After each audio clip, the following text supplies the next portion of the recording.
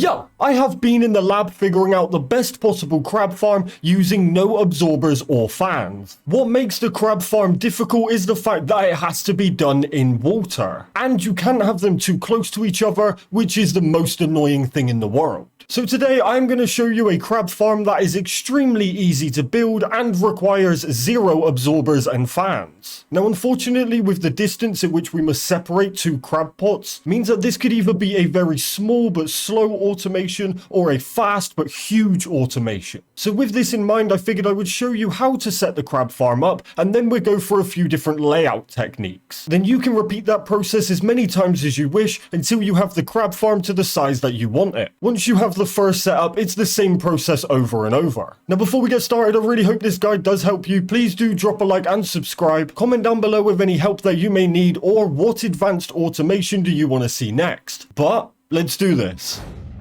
Now there are a couple of things to keep in mind when designing your crab farm. 1, crab pots are extremely slow, and 2, as I mentioned, the distance that there has to be between 2 crab pots. This means if you have 1 crab pot, you are going to have very low output, but if you want to increase that output, then you are also going to increase the size with every crab pot quite dramatically. But as I said, I will show you how to set it up, and then we'll go for a few layout tips and you can take it from there. So let's get started. First of all, for this farm, you are going to need some floors. You can use any floors, but the stone floors will actually make it easier to line things up. You will also need some high-speed conveyor belts, 1 big container, and as always, a retrieving rod. This stuff is needed for the actual construction of the farm and for the collection of the loot. However, per crab farm, you are going to need 2 slopes of your choice, 1 crab pot, 1 high-speed conveyor belt, and 3 droppers. When we go through some different layout options, there will be some more pieces, but that stuff is optional. So let's start by heading to the island that we wish to build our advanced crab farm on. Now I would advise dedicating an empty island to this farm, purely because, as I said, it can get quite big. So let's start by placing some floors and getting a good distance out in the ocean to ensure we're deep enough for the crab pots. And I think that will do. Okay, so now we're going to choose where we want our first crab pot to be. Now I want my first crab pot on the side here, so I'm going to drop in the water and put down a slope so it's in the water just like so.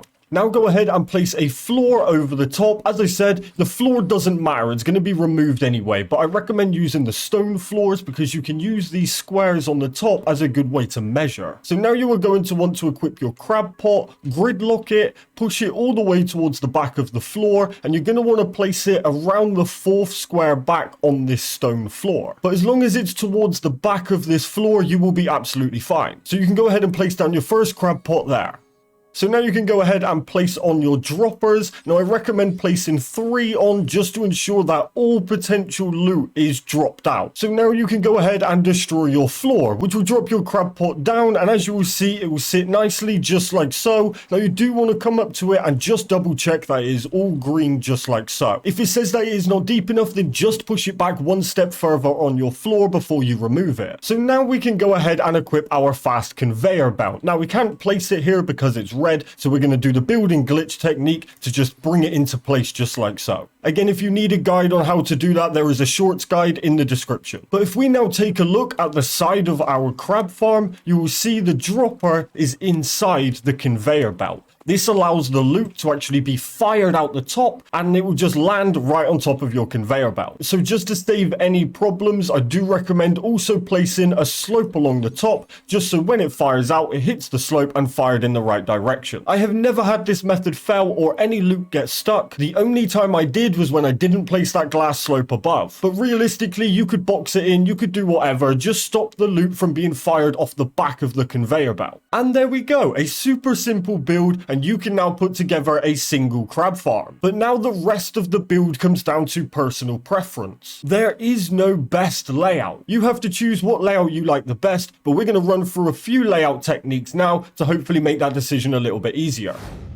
So first of all, this right here is your standard layout. Your crab farm is running. When fired out, it will be automatically collected into a storage container. And this here is how you would extend it. Now, one thing you can see here is the distance at which we must separate two crab pots. And that's why you will see I have two opposite each other and two side to side. But realistically, you could take this and extend it out as long as you want. But here is actually another way that you can extend it as well. As you can see, I have missed a floor behind our first crab pots we put down and put another crab pot behind. That actually means not only can I extend the crab farm as long as I want sideways, but I can also extend it up and down as well, as long as I leave one square gap between each crab farm. Now, of course, if you wanted to, after all of your crab farms, you could then have them all sorted into individual containers. However, I don't find crab farms actually build up enough to warrant really doing this, but it may also be worth waiting until the sorting machines get a certain update. Now, this here is my personal crab farm. I mainly use fishing boats more than I ever use the crab farm, but because of that, it never builds up enough where I need things to be sorted. So I have a good amount of crab farms here that I can just come here, AFK for a little bit if I need, and it will gather a good amount. But it means I don't need to worry about separating storages or anything like that. Now, if I wanted to, each of those crab farms you see, I could extend up and down, which means if I really wanted to, this place could be huge. But I'm personally okay with it like this, and you can choose what design suits you best as well. But yes, ultimately the layout is completely up to you. The speed is borderline controllable, and that means so is the amount of items that are on the floor at once, which is very handy for you console players. The most important part is ensuring that your dropper is pointing through your conveyor belt. The rest is completely up to you. But we did use no absorbers and no fans, so my job here is done. Now, I really hope this guide helped you. Please do drop a like and subscribe. Comment down below with any help that you may need, or again, what advanced automation would you like to see next? Remember to join our Discord. All the links are down in the description below. But most importantly, enjoy the rest of your day. Stay safe, and I'll catch you guys in the next video.